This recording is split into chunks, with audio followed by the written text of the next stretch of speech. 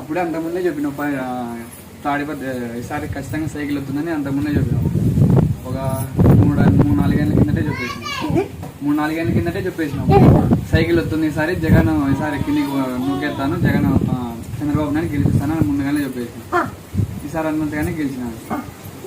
పరిటాలను గెలిపించుకుంటారు, నా కొడుకుని గెలిపించుకుంటారా ఈసారి ఎట్లన్నా కానీ అన్నావు. పరిటాలను ఎట్లన్నా కానీ నా కొడుకుని గెలిపించుకుంటారా అన్నావు.